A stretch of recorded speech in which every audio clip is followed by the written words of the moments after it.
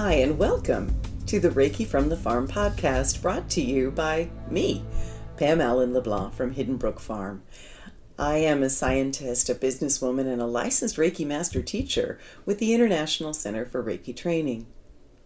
Each week in this podcast, you'll be entertained as you learn about a wide variety of relevant Reiki topics, helping you become a more knowledgeable and effective Reiki practitioner.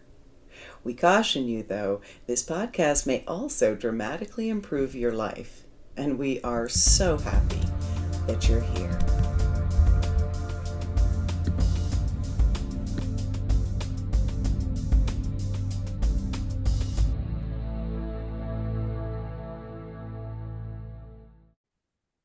On this week's podcast, I am speaking with author, psychic mentor, and Reiki master teacher, Lisa Campion. Welcome, Lisa. Thank you so much, Pam. Thanks so much for having me on your podcast. I'm so excited to be here. I'm so excited to have you here. Your book, Psychic Reiki, I know you've written several books, but The Art of Psychic Reiki really stood out to me. And it's been on my Kindle for a while. I have to admit, I haven't got all the way through it, but it's one of those ones that I like to get back to. And I'm so glad that you're here. You are the author of the #1 best-selling book, The Art of Psychic Reiki, and many other books, including Energy Healing for Empaths, Awakening Your Psychic Abilities, and the Psychic Awakening Journal. You're also a psychic counselor, a Reiki master teacher with over 30 years of experience. You specialize in training emerging psychics, empaths, and healers to fully step into their gifts, because we have this in common. We both think the world needs as many healers as it can get, especially right now. And you were so kind. You've given us a free gift in the podcast notes called Energy Management for Empaths. Lisa, all of my students are empaths, and I think it's because Reiki was a management tool for me as an empath myself. So I'm just delighted that you're here. Oh, thank you so much for having me on your podcast. I'm thrilled to be here. Before we go too far in, I just want to let people know of some of the things that we have coming up. Unfortunately, we had to cancel the Connecticut Healthcare Reiki. Tracy had an injury, and so we are going to be teaching in person and online here at the farm in June. In April, I have a full lineup of psychic development courses, actually, with animal communication 1 and 2, professional practitioner level 3, and master teacher.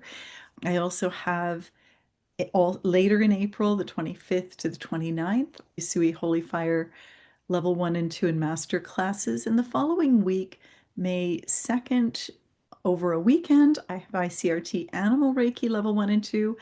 And then over the next 2 weeks, over 4 evenings, I've got the Animal Reiki Master training.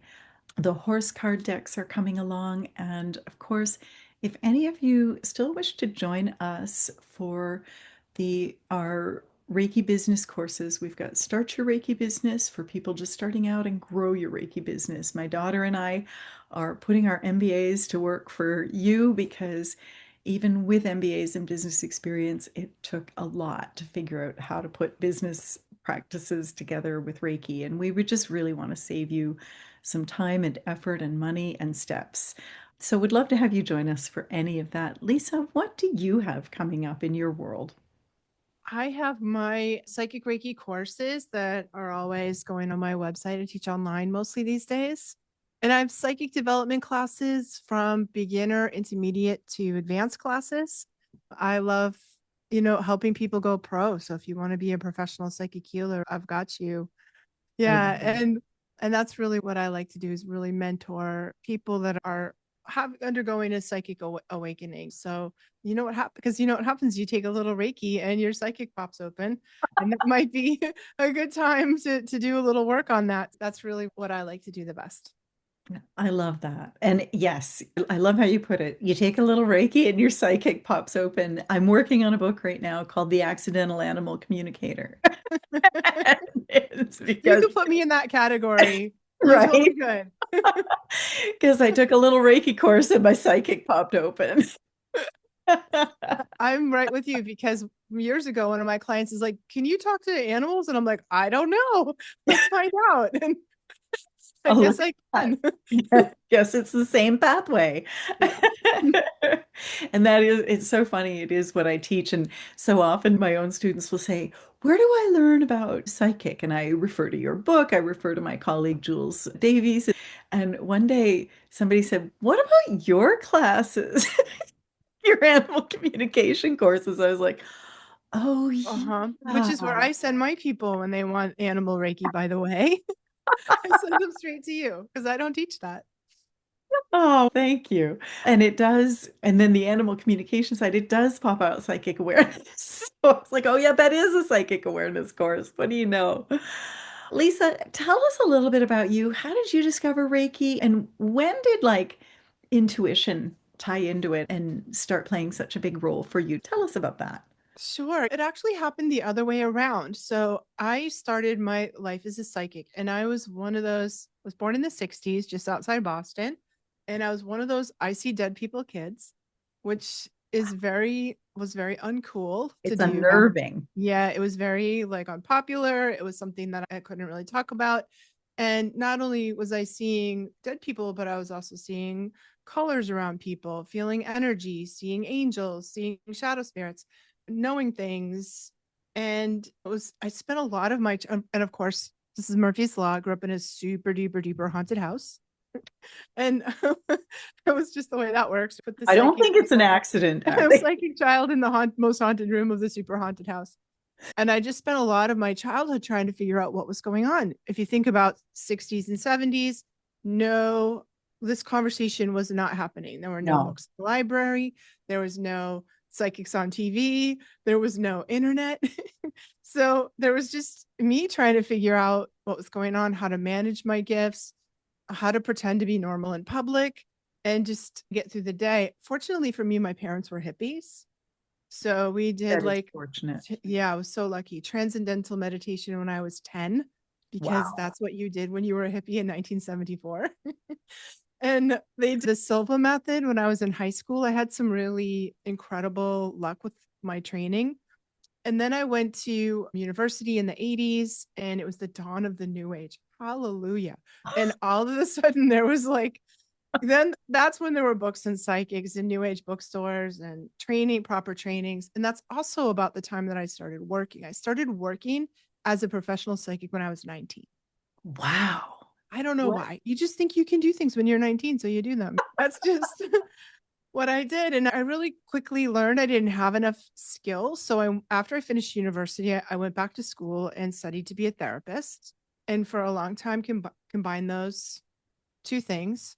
And then in 1999 is when I learned Reiki. I heard about Reiki because I was starting to see energy in my psychic readings, and I needed a way to understand and access people's energy field.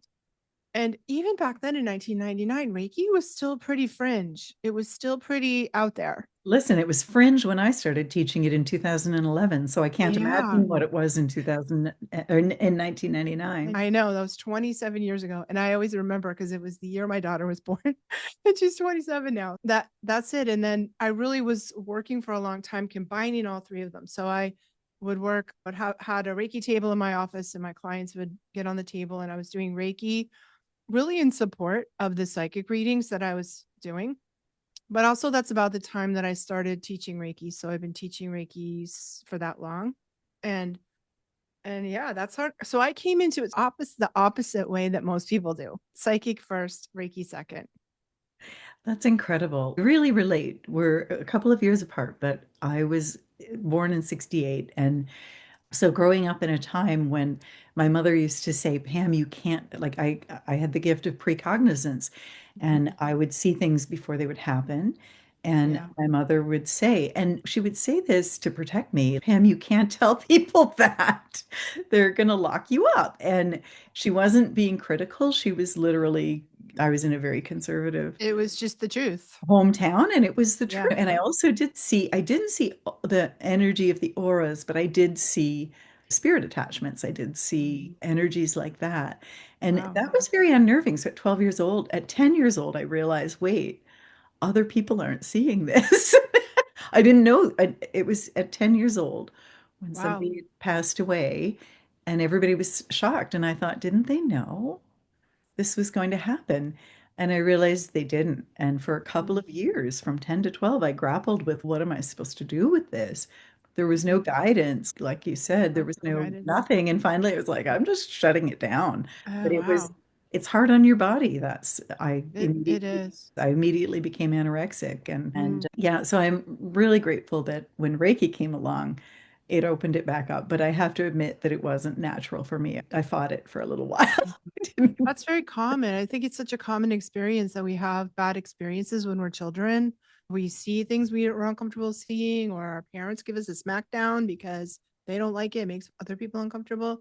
I was just lucky my parents didn't drag me to the church and throw holy water on me, which definitely happens to some people. Yeah, And I think then often, like when I'm working with people, adults who are reestablishing their psychic connection, we have to work through some childhood PTSD yeah. that they had around their gifts. And also for the empath community, I was also an empath, of course, and that wasn't a word, that wasn't a part of our vocabulary until the 90s. And even then, that was the highly sensitive person concept came out. So I think that we can have a little trauma around being sensitive, being psychic, feeling the call to be a healer. I knew I was going to be a psychic from the time I was 12, and I snuck into the movies. My parents didn't want me to go, but I went with my friend to see the movie Poltergeist. Oh my gosh, that movie scared the Oh, crap out of me because I could oh, see those things. And holy heck, yes, it did. And but there's this moment where there's a professional psychic, and I'm like, you can do that. I'm gonna do that. And that was it. That's when I decided I was going to be a professional psychic. And she gives this little story about what ghosts are and why they get stuck. And I was like, oh my gosh, somebody knows something. And it sort of created like this drive to watch every paranormal movie I could get my hands on just because I was trying to learn what the heck was going on. I got my early education from Hollywood. It was, I'd say it was about 50% accurate and 50% crazy Hollywood I was nonsense. going to But say, I don't know if I'd give it 50% accuracy, yeah, maybe not. 20% Yeah, accurate. maybe. Hmm.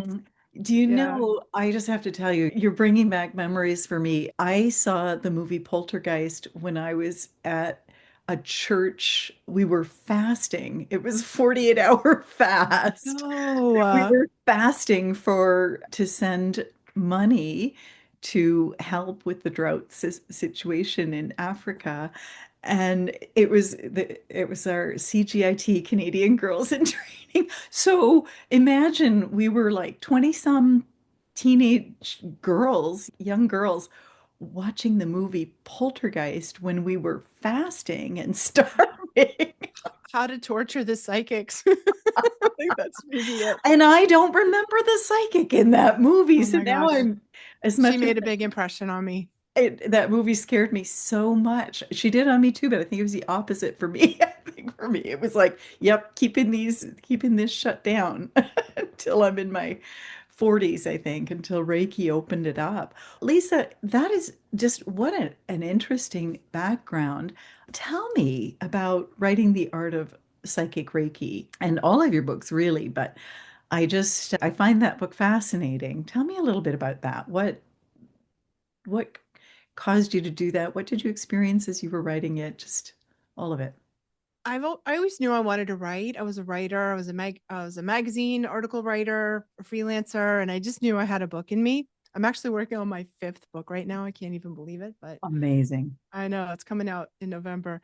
But I always knew I had it. And one day I was teaching, so I was teaching Reiki and psychic development kind of side by side. And what I noticed was that people would take my Reiki classes and they would take my psychic development classes and vice versa. I was teaching them together. And I had this very talented student who came to me for Reiki classes, and she told me that she had started studying Reiki, and what happened was it really opened her psychic ability. So she said she had dead people walking through her room, and she was seeing things, and she was a little freaked out by it. And she went to her Reiki teacher, and her Reiki teacher just told her to cut it out. That wasn't What? Reiki. Yeah. That wasn't Reiki. That wasn't canon. That wasn't part of it. And she didn't know what to do. And she just said, stop doing that. And I don't want to talk about it. Wow, And that's a and that shame. I know. And I actually hear that story quite often, even today. But that I was like, oh my gosh, that's so sad. And it stopped her from doing Reiki. Like she dropped it in a couple of years until she found me because I was teaching them together. Yeah, And it was her story really that motivated me because I was like, how many other people is that happening to? And yeah, and all the people that I was teaching, because to me, Reiki and psychic intuition really go hand in hand. yeah, Your psychic ability, your intuitive ability is a beautiful tool for your toolkit as a healer. Like if we can access that, if we can put it at our fingertips, if we can manage it so that we have control of it, then it's a beautiful tool we can add into our healings. It just makes our healings better. We can serve our clients, we can help more, we can use it for ourselves. So to me, they went together really like peanut butter and jelly. But it caused a bit of a splash. It came out in 2018. I think it sold like 50,000 copies. It's quite wow. yeah, it's quite popular. And I love it. yeah, You're a no, beautiful still, writer. thank you. Still a lot of people tell me they don't get support from their Reiki teachers in Hmm. their, yeah, when that happens. I hear it quite often. And I've had some static from people, other Reiki teachers saying that it waters down the Reiki training or that it's not traditional. I don't know. But I'm I'm sorry glad to I hear did that. it. Yeah, I'm glad I did it. And I feel I stand by it as a really powerful combination. And I'm just happy that I found something that really people needed and still need. That's really how it came about. I am really happy you did it too. It's an excellent book. You're a beautiful writer. And yeah, this book stood out to me for a long time. I'm just so surprised to hear that because that I don't know. It must be different teachings because I know that I like to talk about the fact that, look, Reiki often opens up your psychic abilities. I have a lot of people that have, Yeah. especially frontal lobe headaches in class, and sometimes rear lobe headaches, but mostly frontal lobe. And we pretty much always know that's simply the intuition that might have been closed down opening back up. And so I always talk about what that might look like. And I let people know that they're in charge of their intuition and that they get to control the pace and they get to decide. And because it happens, that's why the accidental animal communicator, because as much as I deliberately kept the intuition closed down, once I had Reiki, it said your life will be better if you Yeah. open this. The guidance was your life will be better if you open this up. And man, was it ever right? So, Yeah, it's so beautiful. I always say that Reiki, yoga, and meditation are the three gateways to opening our psychic ability, and also the three gateways to larger spiritual growth and spiritual development. When people say they start a spiritual journey, psychic development is often a part of it. And yeah. maybe they're meditating, they're doing a yoga teacher training, maybe they're doing plant medicine. I work a lot with people whose psychics have opened in a plant medicine journey, Yeah. and then all these things that we do that drive us on our spiritual journey. I really feel like psychic skills, intuition is a byproduct of spiritual growth. So when we step on the spiritual pathway, if you have a natural psychic ability, which really everybody does, it's going to expand. It's going to be something that we access. And it is to me a beautiful thing because I feel like its primary purpose is to help us navigate our own life, and the weirder and crazier the outer world gets, the more handy it is to have your intuition leading you on your own path. And it's also really useful for helping other people. There are times when you just open your mouth and your angel speaks through you and says something exactly that the person needed to hear. And that's happens every single day, I'm Yeah. sure. And to so many of us. So to me, there's such benefit, and especially in these times when we really, like, I think, need to align to our highest self, to our soul self. And the more soul alignment we have, the just clearer or easier our lives are. I love that. And you're right. That is for my sessions, that is a typical session, is me just listening in the energy and bringing in or bringing through what comes through. And it's so powerful when it is so individual like that. Like it's, yeah, I love that. How would you define psychic Reiki? I know you've probably spent a fair bit of time thinking about this. I just think it's my own personal brand of psychic development plus Reiki training. Okay. It's adding in like level one, I'm teaching energy management skills. What do you do if you're an empath? How do you not absorb the energy that you're picking up from even when you're in a session? And how do we tap into our intuition?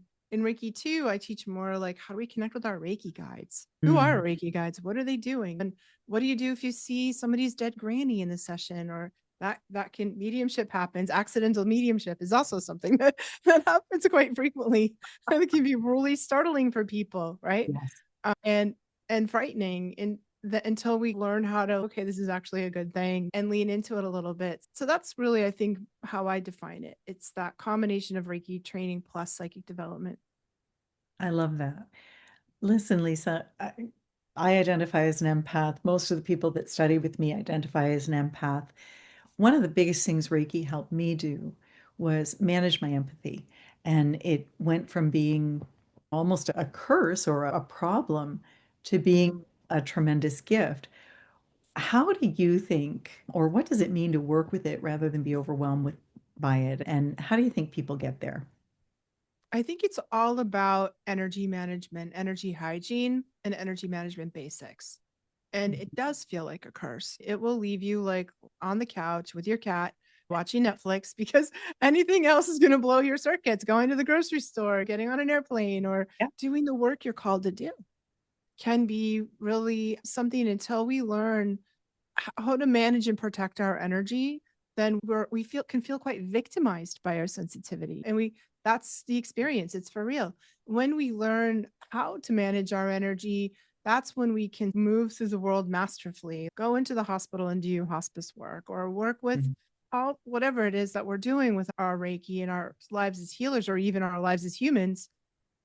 My goal for everybody is to move around the world masterfully, to understand that your empathy, your empathic nature is your greatest superpower, and especially for healers, because it's like having a built-in MRI X-ray machine built right into you. It's a great diagnostic tool for healers. You get your hands on your Reiki people and you'll feel what you feel what's happening on them on every level. And that's what it's meant for. That then we can use it. And it's not hard to do energy management.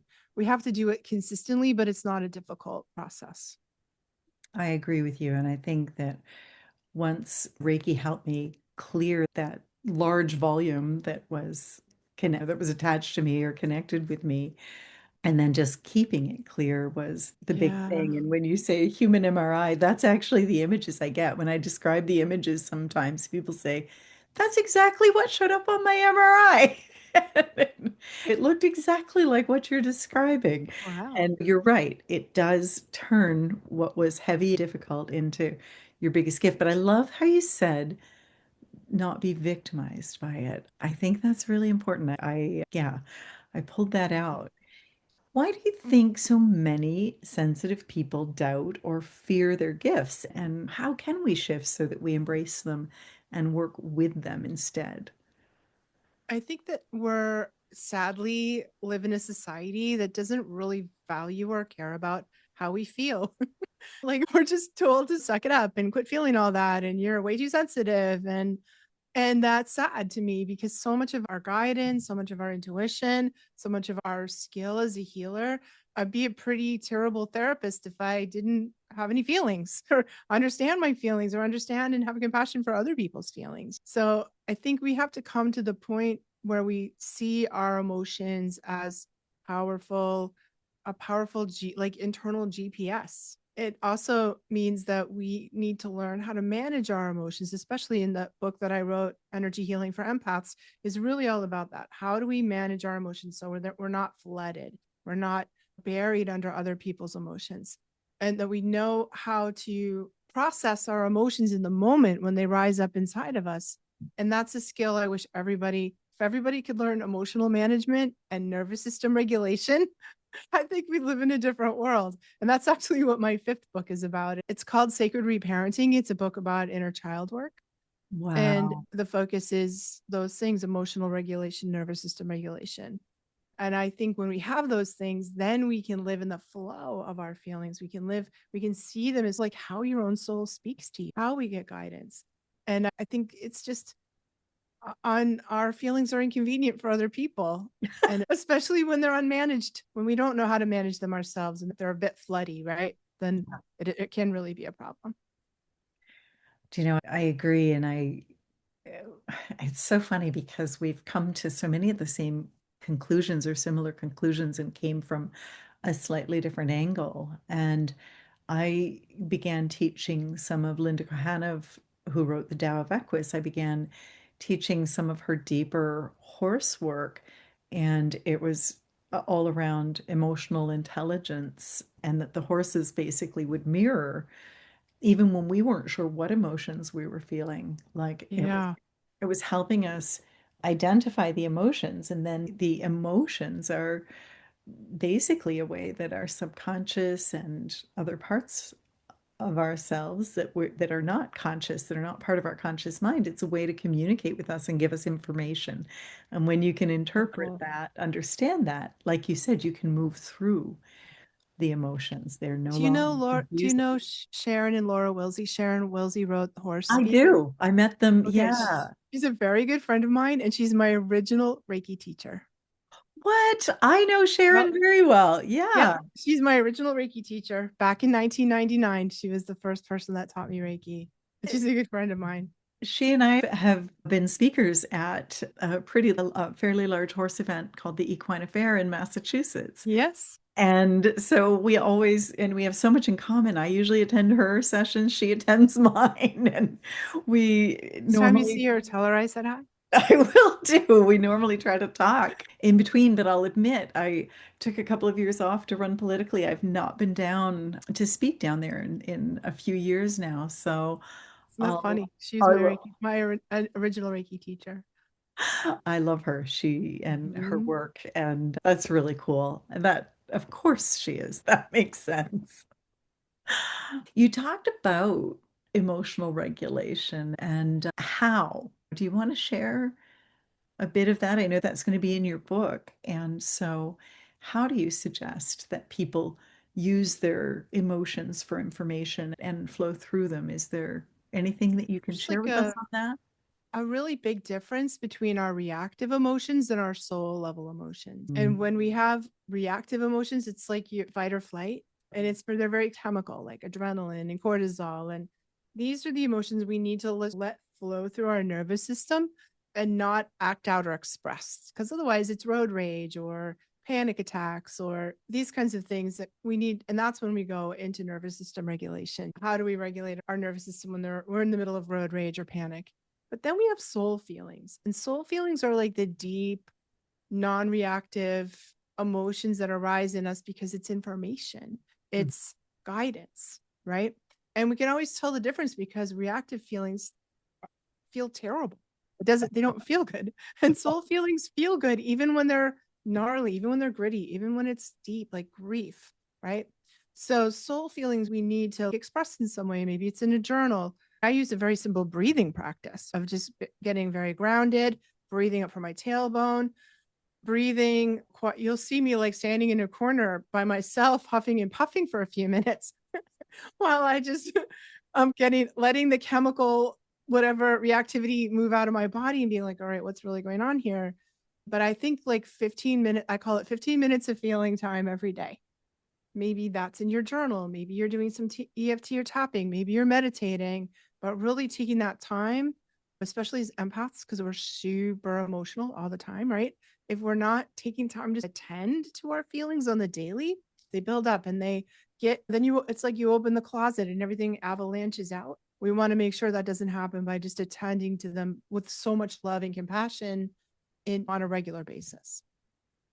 That is so cool. I love that. And in fact, I again am realizing the similarities because with working with horses, you can't go into fight or flight, or you will push them into fight or flight.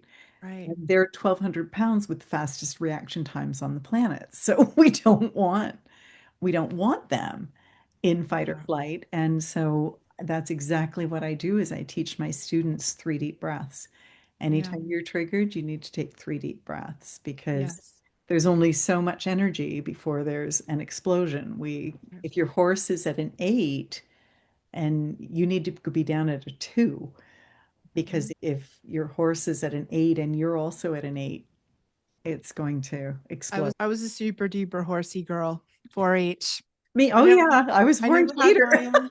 I never had my own, but that's what I did, and I feel like it was in all my free time until I was about 16, and then I switched to martial arts, but Okay. I spent a lot of time with horses, and I do feel like that was such good training for me as a psychic Mhm. and for an empath. I was Mhm. definitely one of those, I'm gonna talk to the horses, I'm gonna communicate with them, and I was just like it was the Jedi mind trick that I was doing, but I think horse work is so great for empath training and psychic training. Oh, I think you're right because they are both empathic and psychic Yeah. and very much, and Yeah. they can lead us. So I love this, that just the similarities. Carol, I know, was somehow separated at birth. We had that experience. I think so. Oh my gosh, that's fantastic. You've been talking about grounding, clearing, protecting energy. Why is this so important for healers? What are your thoughts there? It's I think it's just like you brush your teeth, you wash your face, you sleep, you eat, you manage your energy. It to me it's like that basic, and that's why I call it energy hygiene. Yeah. It's so basic because otherwise we're just dealing with interference all the time, energy that doesn't belong to us. How do you feel after half an hour in Walmart or Costco? How do you feel 15 minutes into that airplane ride? All the things, or dealing with difficult family situations, or even with our clients. We are called into the mess. We are called to take our little light and bring it into other people's trauma. That's what we're doing as healers.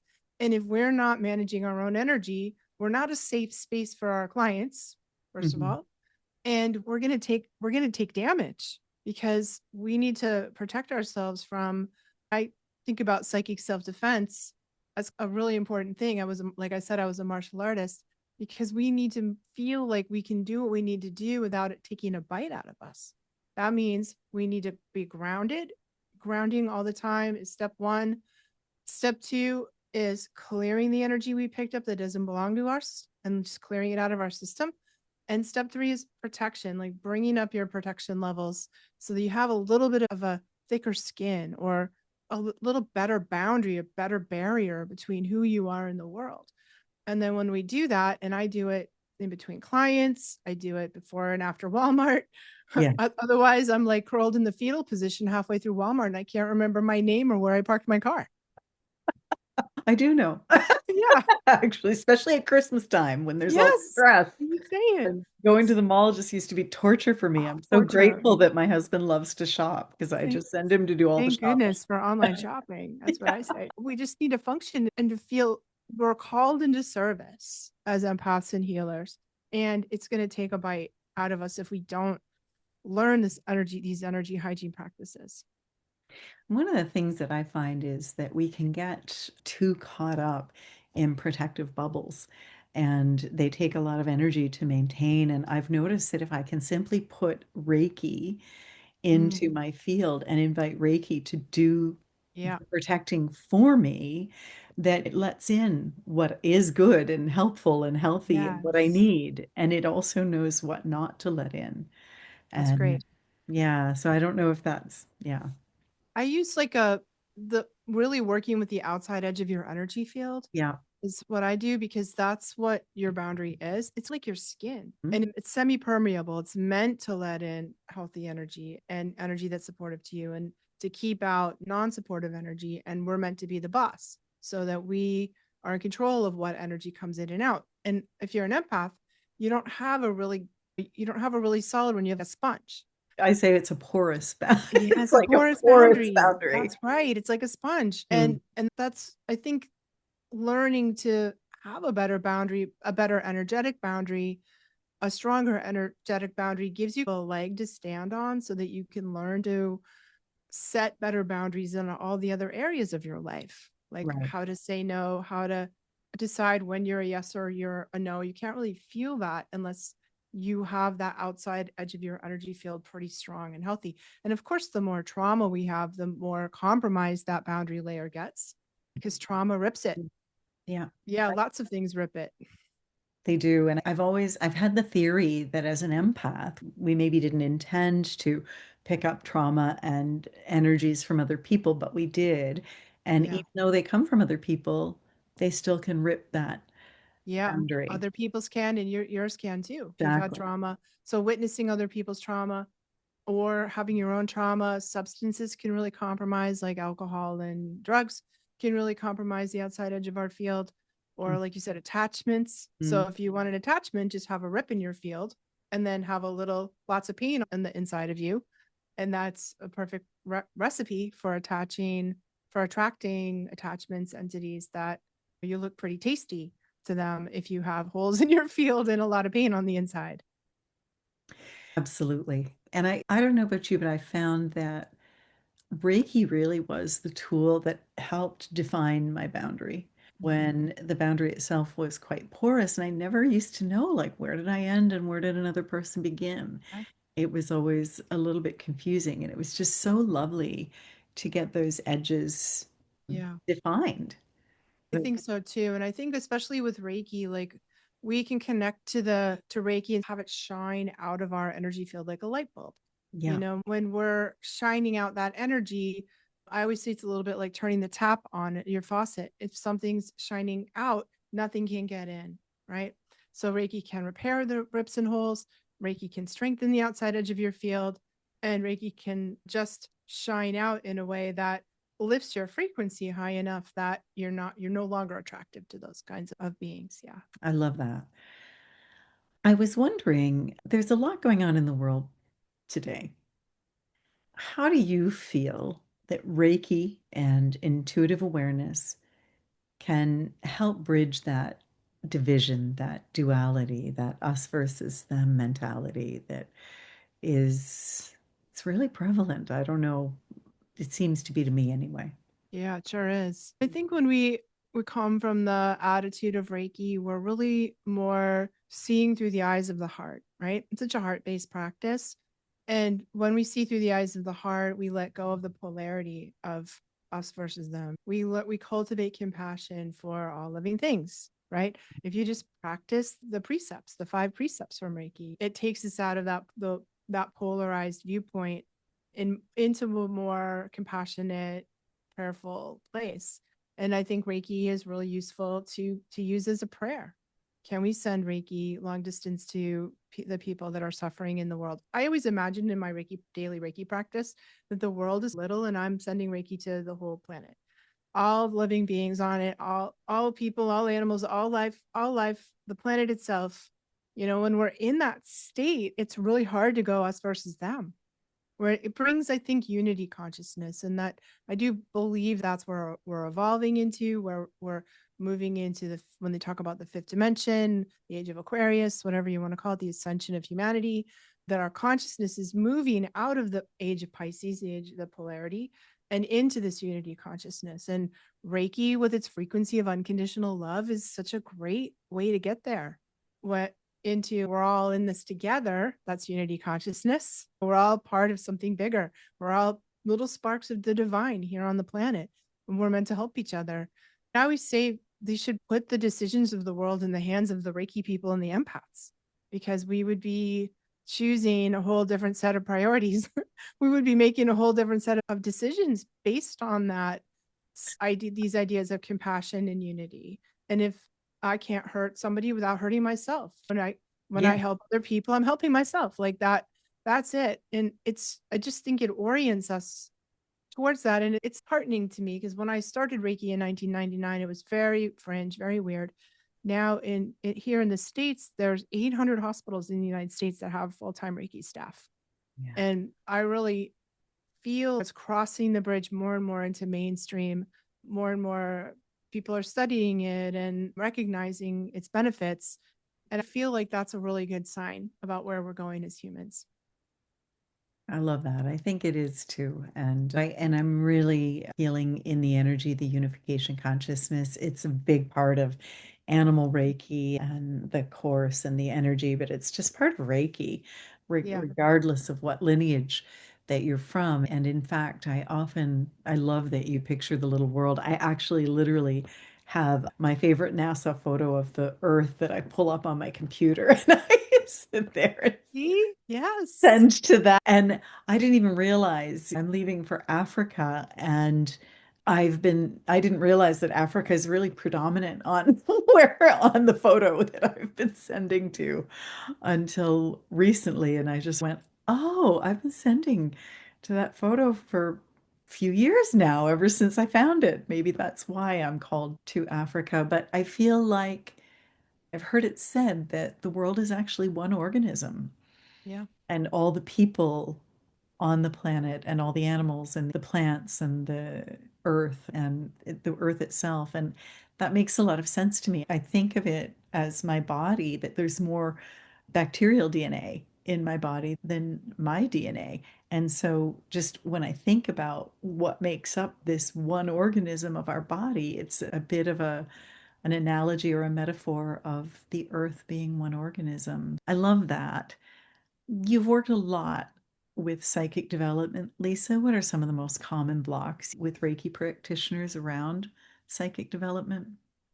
I think that it's really self-doubt is such a big block. Like we doubt. We don't trust that what we're getting is real.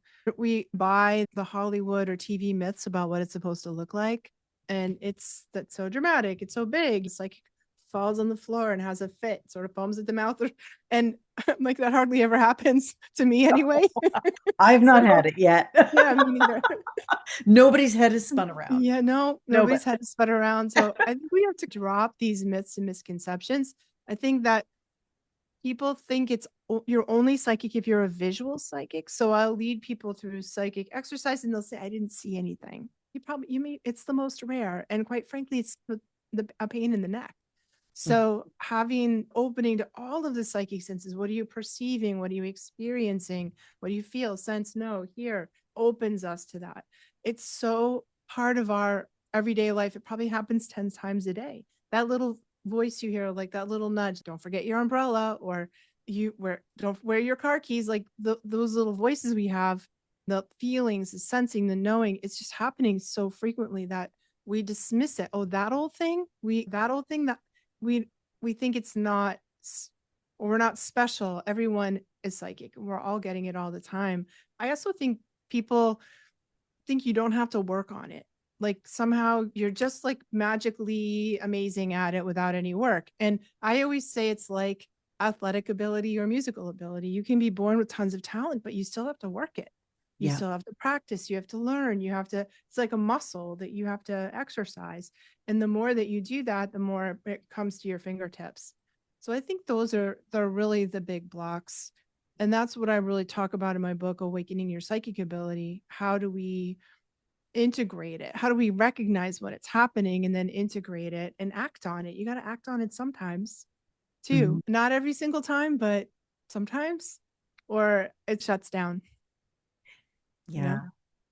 Yeah. And I love that you said you have to work on it because absolutely, even when I teach people to communicate with animals, now you have to practice You have to practice. because it's just like learning a language. If you don't use it, I Yep. speak French, but if I don't speak French for quite a while, I get very rusty and Mhm. I have to immerse myself and work at it. So yeah, it is something, Yeah. the Same thing with skill. Reiki. Like you have to practice, you have to do Yeah, it. yeah. And the more you do it, the better you get at it, the more it's there. And the same thing is true with psychic development. I love that. That's so great.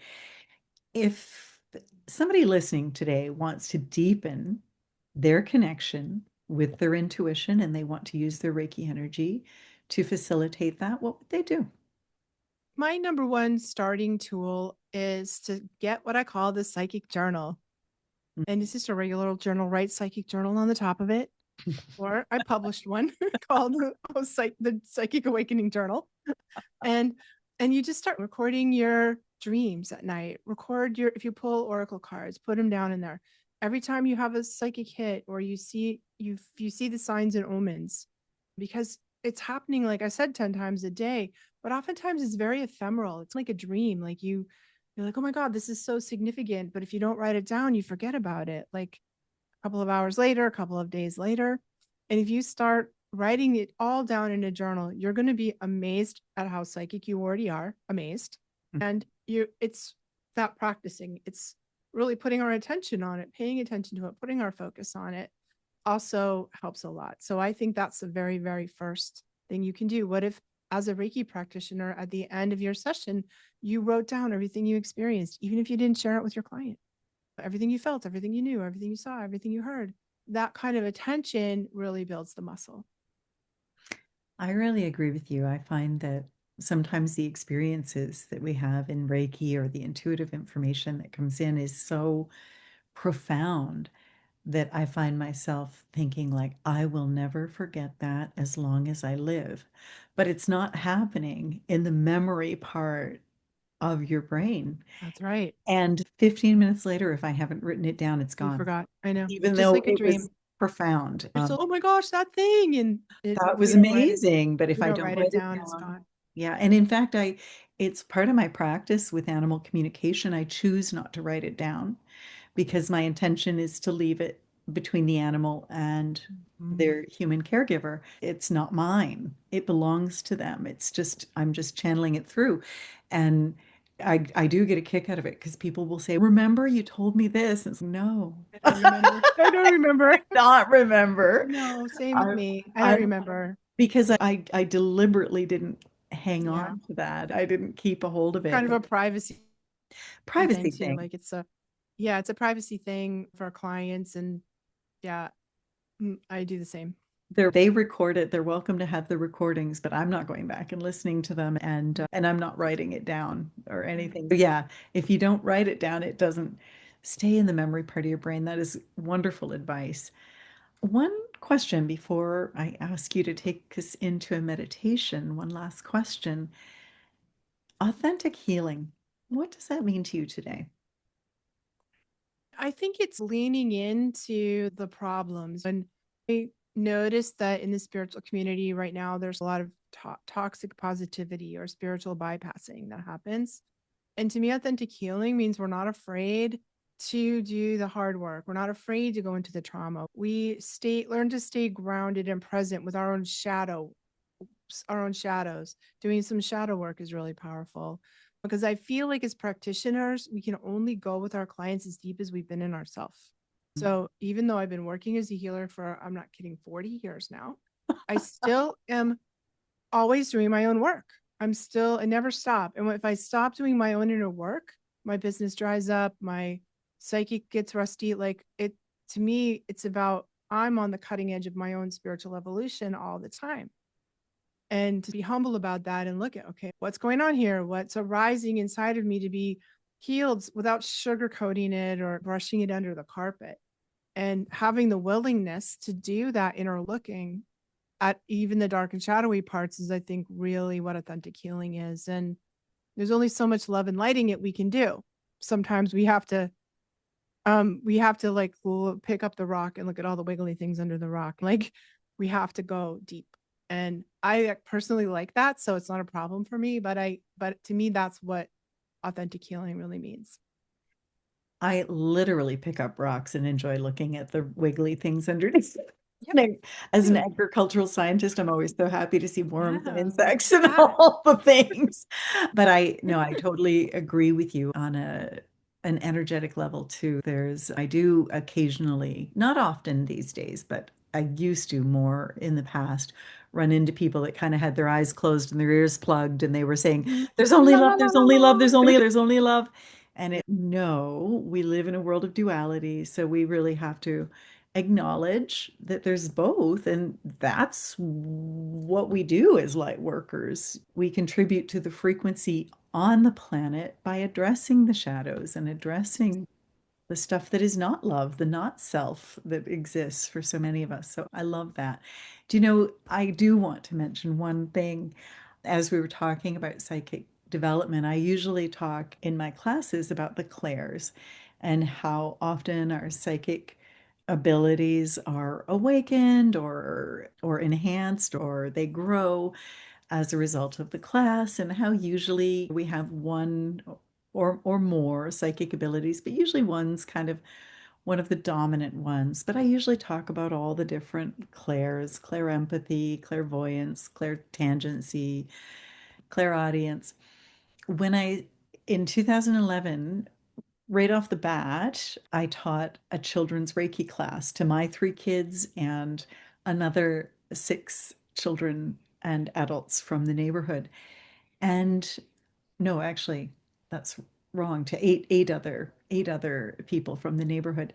And as I was after I talked to them about the clairs, and they did their level one attunement. And a few weeks later, one of the little boys said to me, and I'm trying to think, he would have been about 11. He said, Pam, is it possible to have all the clairs? Because I can see energy and I can, ever since that attunement, I can see it and I can feel it and I can taste it and I can smell it and I can inhale it.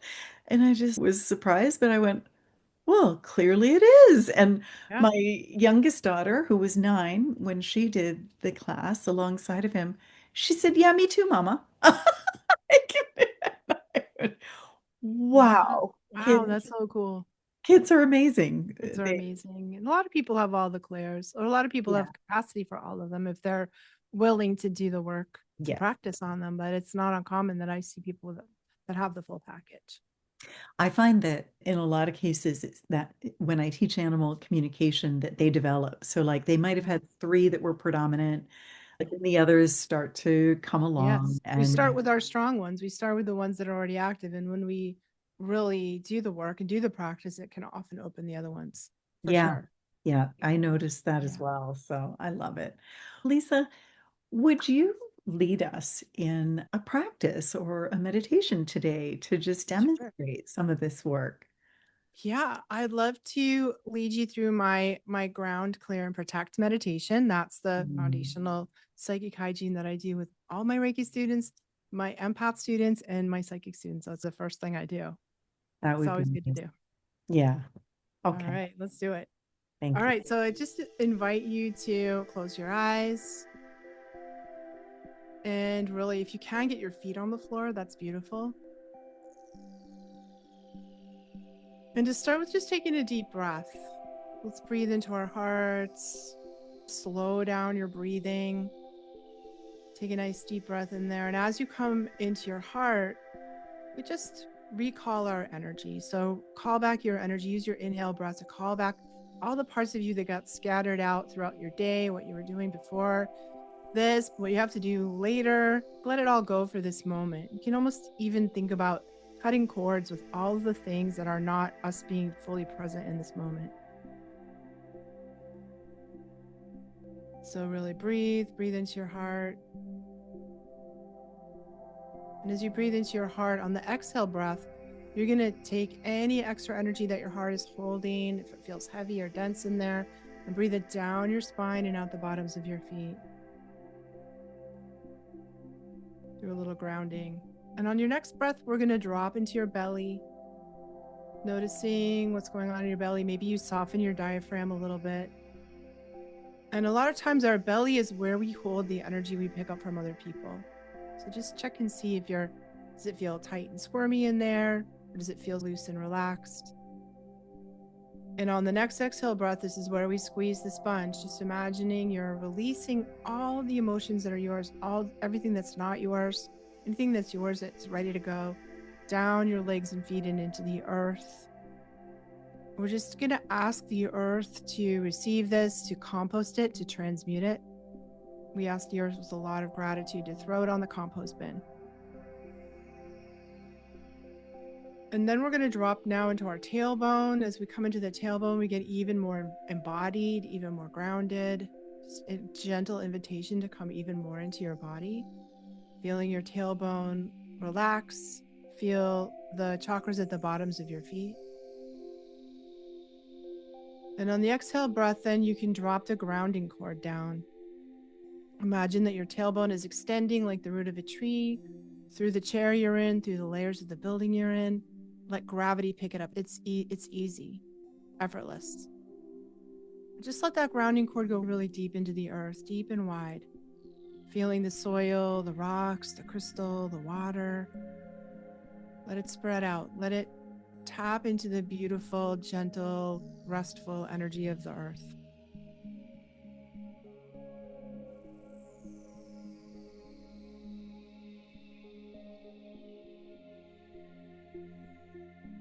So we really grounded, we really cleared, and we might even now imagine a big beam of light coming in the top of our head. This is a great meditation to activate and open your psychic gifts. So imagine that beam of light is coming from your own soul, coming straight from divine source into your crown chakra, opening and clearing your crown down to the center of your brain, the third eye, the pineal gland. It's just going to switch on the pineal gland, just like turning on a light switch. And then dropping it down through your throat chakra, right into your heart. Let that energy of divine love, Reiki energy. If you want to activate your Reiki, go ahead and drop that beautiful divine love, unconditional love right into your heart.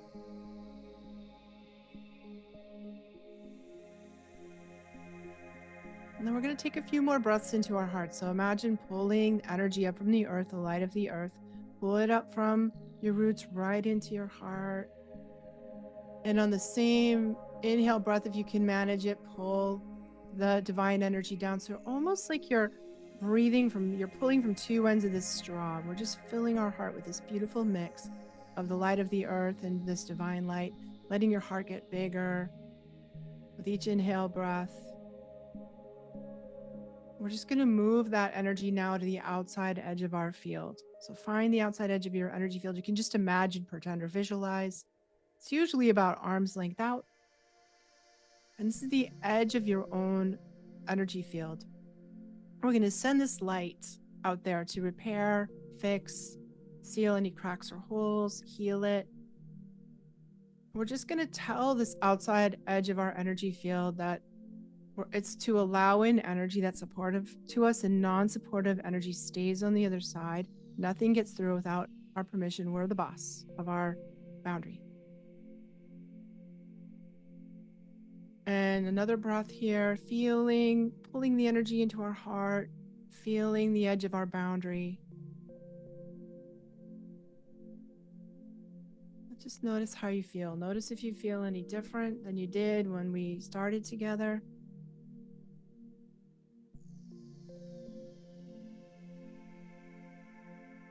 Take a moment to absorb this beautiful energy to any part of you that needs it, any part that's tired or needs support or is feeling pain or restriction. Take some into your own being, your physical body, your emotions, your mind, your spiritual self. Take plenty of energy for your own self. And then on the next exhale, any leftover energy you have, if you feel a little lightheaded or dizzy, we're going to drop it back down the grounding cord and we give it back to the earth. The energy we don't need, we recycle it back down to the planet with our thanks and gratitude for her support and love. Drop extra energy through the grounding cord, through the soles of your feet, and then just begin to come back into your body. Feel your heartbeat. Feel maybe some movement, and wiggle your fingers and toes a little bit. Maybe move your head and neck around a little bit, and then when you're ready, you can open your eyes. That was lovely, Lisa. Thank you. I feel better. Me too. I was a little scattered. Yeah. With everything I'm working on today. Is there any last advice or anything at all that you'd like to leave the listeners with today, Lisa? I just really want to encourage everybody to stick with their own healing, to stick with Reiki, to stick with your meditation. And this is an important time that when we hold a higher vibe, when we hold a state of love, a state of joy, we really impact the world so much. And I see us together, a network of lights coming together, that we are so strong together. So let's continue to bring our light out into the world as best we can, day by day. Yes, I couldn't agree more. Lisa, thank you so much for being here with us today and sharing all of this. And I haven't read your other books, but I know how good the art of psychic Reiki is. And so I know the others are probably amazing too. Really highly recommend. And I just, for all the listeners out there, thank you so much for being that beautiful, bright light, for having the courage to tap into your own gifts and talents and use them for the betterment of the world, to raise the vibration on the planet. We appreciate you. Thank you. Namaste.